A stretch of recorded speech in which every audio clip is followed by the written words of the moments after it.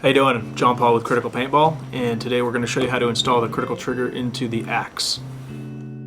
Okay, so I've got an axe right here. It's with a stock trigger. We're going to go ahead and show you how to install the critical trigger in it. So what we've done, just to make this whole process a little easier, we've gone ahead and we've loosened all the screws. So I'm going to go ahead and remove the foregrip, and now I'm going to remove the body. And what I did previously is I also used my press to push the trigger pin out. So that's what I would suggest. If you have a press, go ahead and do that. If you don't, you can use a punch. Just try to use one with a large diameter head so you don't spread this out and make it impossible to put back into your gun. I mean, if you end up doing that, you may have to take some sandpaper or something or file and bring the diameter back down. So we're going to go ahead and remove the stock trigger. And I've got the critical trigger here. I'll show you side by side the two triggers. You can see the difference.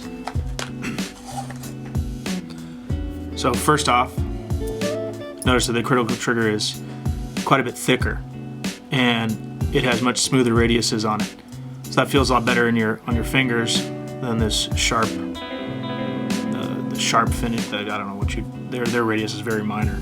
So it's thicker. And another notable attribute here is we've moved the magnet and put it in a different position.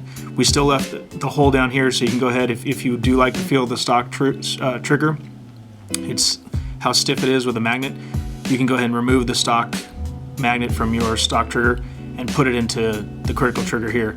You can even use a combination of the two.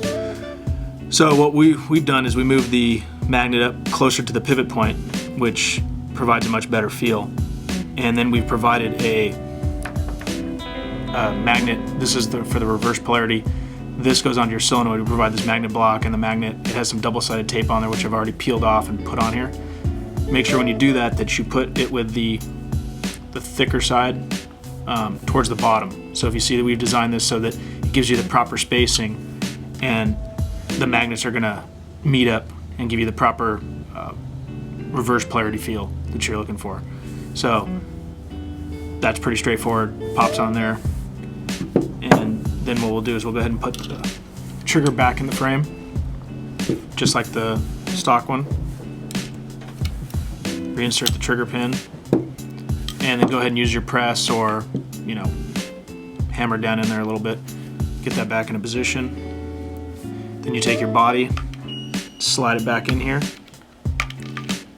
And when you're doing this, be careful that you're not going to just knock off the magnet block here. So what you want to do is make sure you move the trigger out of the way here and then slide it down. So now you've got, there's no side-to-side play. It's got the magnet in a better position. You're going to feel it's a much smoother pull. And of course, using our quality bearings that we use in all of our triggers. Go ahead and screw it back together, and there you go. You're ready to rock. Thanks for watching.